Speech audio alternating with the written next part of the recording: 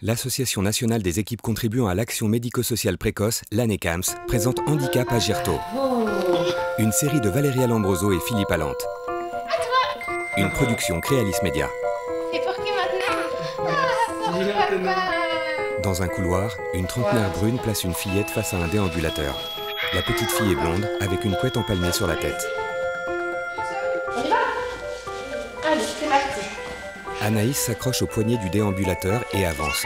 Des attelles contiennent ses petites jambes marquées. Anaïs a presque 3 ans. Elle est atteinte d'une maladie génétique qui se manifeste par des difficultés motrices et un retard de langage.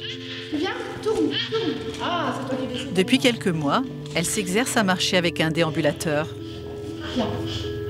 Au début, elle tombait dedans. Elle n'avait pas compris qu'il fallait se tenir, comment faire les premiers pas. Et depuis un mois, elle le dirige toute seule maintenant.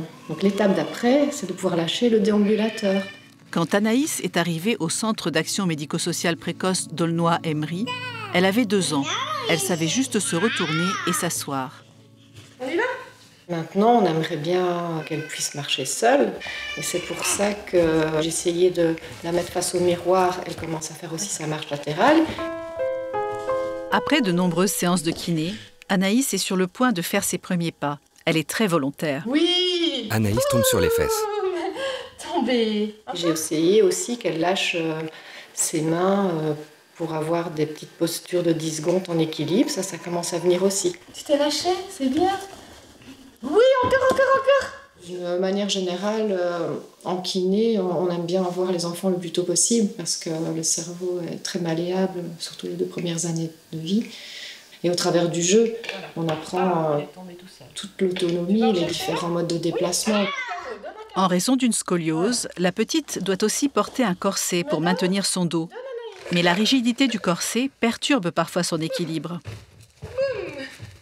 Quand tout va bien, on arrive jusqu'à la marche. Et puis si on n'arrive pas à la marche, on essaye d'entretenir le maximum d'autonomie. L'acquisition de l'équilibre, c'est aussi une affaire de concentration. Le début de la prise en charge, ce n'était pas toujours évident parce qu'elle passait d'un jeu à l'autre. Elle est un petit peu dispersée. Et nous, si on veut obtenir une posture, un mode de déplacement, il faut qu'elle se tienne à une activité. Et là, vraiment, elle a fait d'énormes progrès grâce aussi à la prise en charge avec Marion, son éducatrice, pouvoir se poser sur une activité. On va dans la salle de Marion? Anaïs s'intéresse à tout ce que lui propose Marion. Son cerveau s'enrichit avec chaque expérience. Mes objectifs en éveil avec Anaïs, c'est de vraiment travailler autour de la stabilité et l'attention conjointe. Elle ne regarde pas forcément ce qu'elle fait, elle va prendre l'objet, elle va regarder ailleurs, elle est tout de suite attirée par autre chose. Ça reste compliqué de se concentrer vraiment sur une activité. On remarque un petit peu aussi qu'elle se sert plus de sa main gauche que de sa main droite. Donc l'inciter à utiliser sa main droite pour faire des petits jeux de motricité fine. Anaïs saisit des pâtes crues et les place dans un gobelet en plastique. Marion est agenouillée face à elle. Bravo! Super. Encore. C'est super, Anaïs. Le maintien du corset l'aide aussi à maintenir son attention. Oh, elle est bizarre.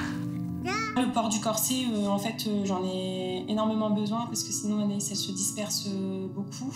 Et le corset l'aide vraiment à se stabiliser au niveau de ses appuis, enfin sa posture, elle est de meilleure qualité. Dedans. Vas-y, doucement. Regarde. Oh, oui, bravo. On va descendre.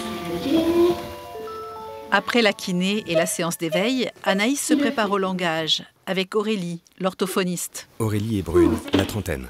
On va prendre une petite brosse pour aller dans la bouche. Mordre dedans, c'est bien. La stimulation bucco-faciale permet à la petite de muscler ses joues et sa langue, autant pour mieux mâcher que pour parler. Ah oui, là ça. Oh, c'est bien. Bravo. Donc c'est vrai qu'Anaïs, c'est une petite fille, donc tu utilises quand même quelques petits mots. Moi, j'ai repéré 4-5 mots pour le moment, donc ce qui paraît peu pour avoir une communication fonctionnelle. Donc voilà, mon but aussi, ça va être de pouvoir enrichir ce stock lexical, qu'elle soit plus intelligible aussi par un peu tout le monde. Je repose. Tu es prêt? Anaïs s'épanouit dans la relation avec les professionnels. Elle vient d'intégrer un groupe d'éveil pour s'exercer à l'échange avec des enfants de son âge. La prochaine étape sera si possible d'entrer à l'école en septembre. Oh. C'est bien, Anaïs. Handicap Agerto, une production Anne Camps et Créalis Média.